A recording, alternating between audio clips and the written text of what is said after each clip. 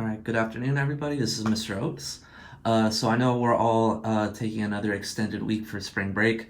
And with that said, I don't want us to lose any of the great progress that we've made so far in math this year. So what I'm going to be doing is just posting a couple questions daily that students can do and solve as some supplemental work. So they're keeping that information fresh in their heads. So this is for Monday, March 16th, 2020.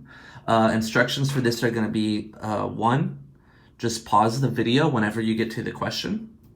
Two, solve the problem, and then step three, after you've solved the problem, go ahead and resume playing the video and then check to see if it's correct. All right, number one. John has a rectangular sign with an area of 128.75 square centimeters. The length of one side is 5 centimeters. How long is the width? So now go ahead and pause the video and solve the problem. Once you're done solving the problem, press resume and then check to see if it's correct. So the first thing we're going to do when we take this problem is we have to underline a couple of the keywords. First off, we know that we're working with the shape of a rectangle, and we know that we're working with area. So the first thing I would do on my STAR test is I would go back to the beginning, look at the formula of how to find area of a rectangle. And that's going to give me area equals length times width. So I'm going to go ahead and write down that formula and keep reading. John has a rectangular sign with an area of 128.75 centimeters. Now here's what we have to know. This area is 128.75.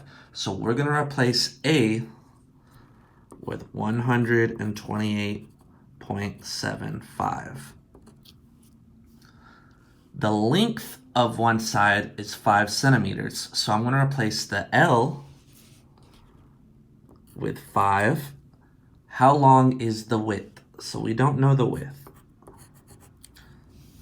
What a lot of students will do is they'll know that area is length times width. So without reading the problem or working out the problem, they'll just multiply the two numbers that they see together.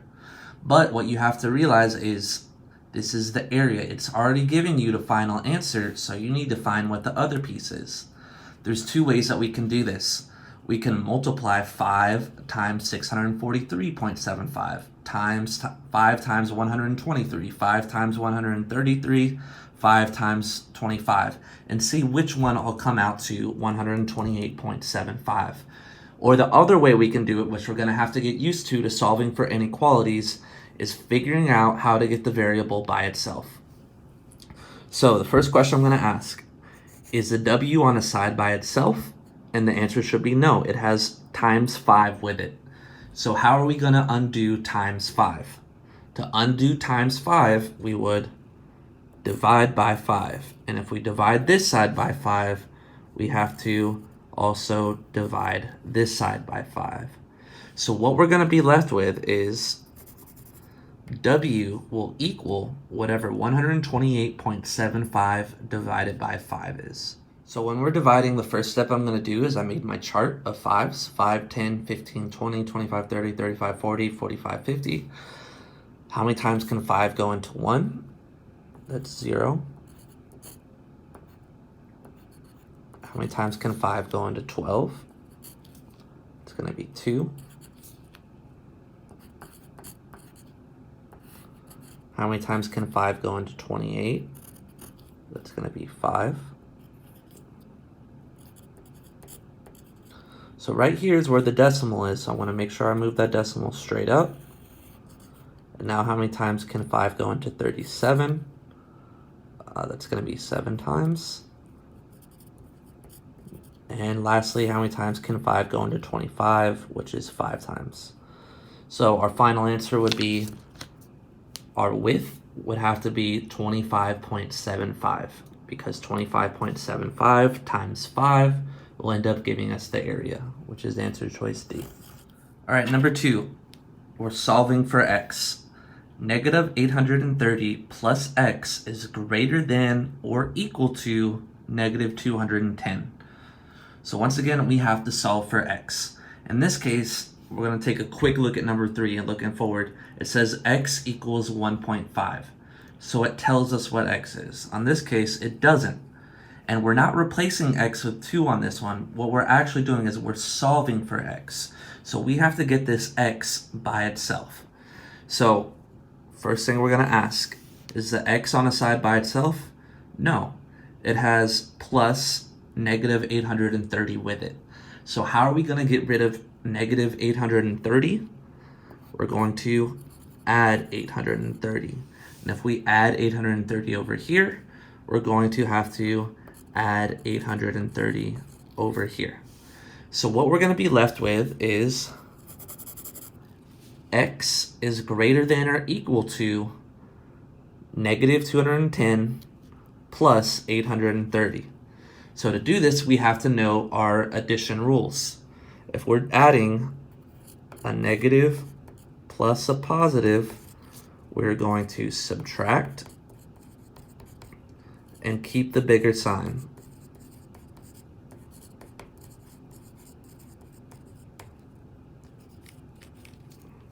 So we're going to take so really what our problem is, negative 210 plus 830. So we have a negative number plus a positive number. We're going to subtract and keep the bigger sign. So 830 minus 210 will give us 620. And between the two numbers, if I ignore the sign right here, we have 830 and 210. Which one is a bigger number? Is 830. And what sign does it have? Positive. So we know we're going to have positive 620.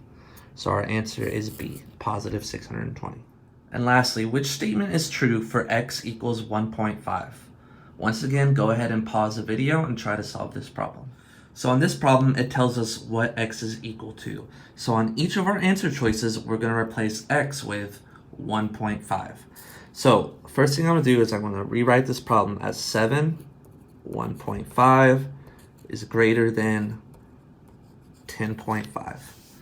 So I have to know what it means when these two numbers are squished together and there's no sign. What that means is I'm multiplying. So I'm going to do 7 times 1.5.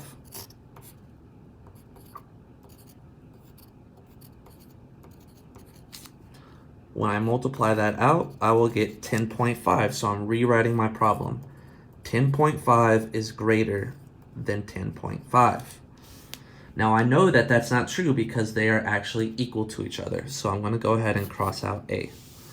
The next thing I'm going to do is I'm going to replace answer choice B, the x, with 1.5. So now I have negative 3 times 1.5 is equal to 4.5. To do this, once again, they're squished together, so I'm going to multiply. 3 times 1.5 will give me 4.5, so that is true so far. But what we have to know is a negative times a positive will give us a negative.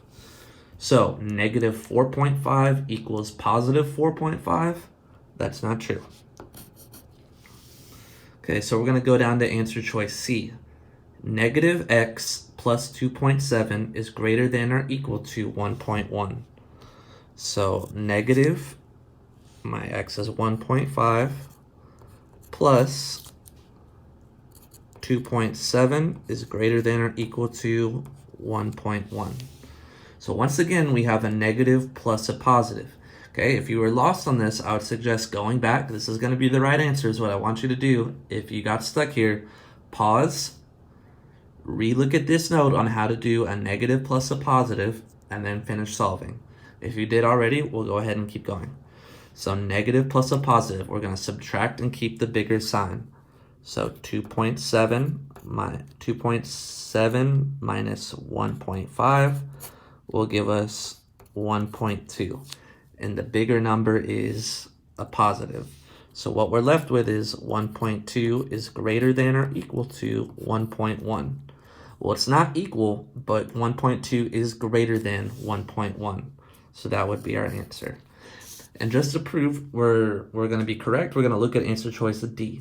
So what these walls mean are absolute value. If there's a negative number in the absolute value walls, you turn it positive. If it's already positive, you just keep it the same.